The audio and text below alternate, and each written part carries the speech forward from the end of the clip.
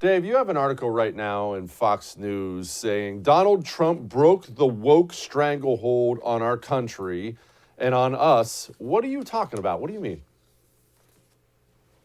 So if you think back to the very early days of Trump's 2016 run, one of the big things that he ran on was fighting against political correctness. He would say, political correctness is killing us. He said, we don't have time for it. That got a little bit lost throughout his presidency.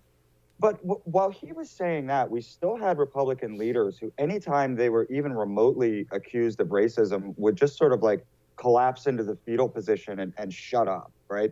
Because to even defend yourself was almost admitting to it or something. And Trump wouldn't play that game. So fast forward to the recent election in Virginia, parents in the state were very upset about critical race theory. Glenn Youngkin, quite wisely, picked up on that and carried that flag. What did Terry McAuliffe do? He did what Democrats have done for 20 years. He called Youngkin a racist. He said, this is dog whistles. You're a racist. But it didn't work, right? Suddenly it didn't work.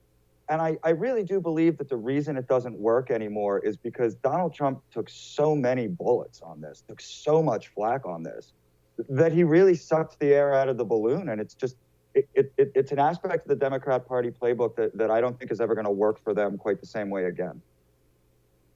Okay, then I know I'm asking you to predict the future here, but Democrats are a lot of things. Bad at politics is not one of them.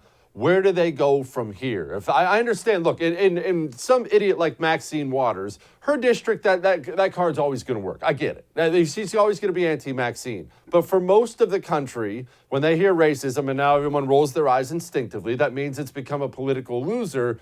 What comes next? Because they've been living on this for a long time.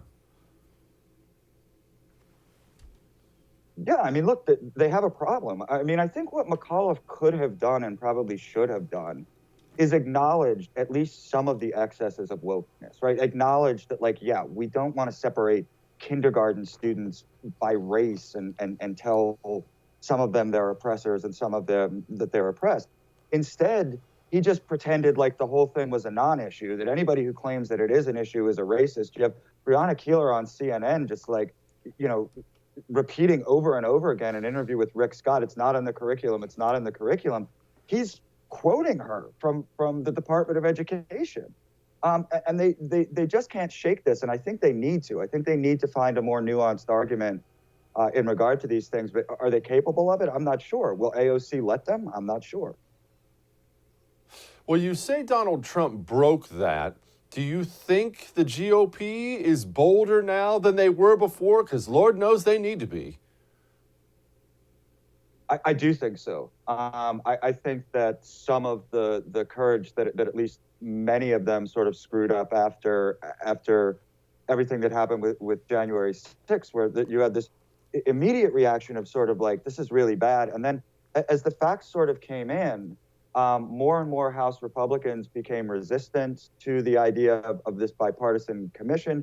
They really put Pelosi in a box where she had to create her own commission, which is deeply unpopular, her own committee, which is deeply unpopular with the American people. So I do think you are starting to see a Republican Party that understands it's able to fight. I also think you have a slate of primary candidates, guys like Joe Kent, guys all over the country who are clearly fighters in a way that the old school of the Eric Cantors of the world just weren't. I saw this in the Daily Beast, and I have to ask you about it before I let you go.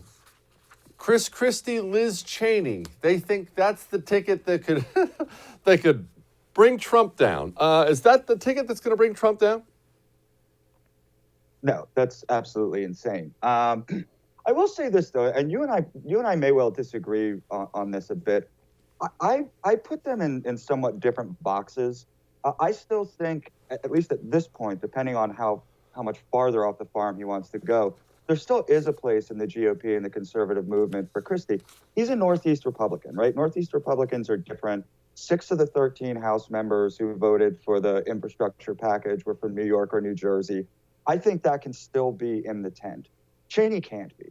I mean, Cheney's a Democrat at this point. I think her willingness to completely abandon the party and be on this ridiculous January 6th committee, she's out. And so I do put them in different boxes, but no, not obviously neither of them are really the future of the GOP.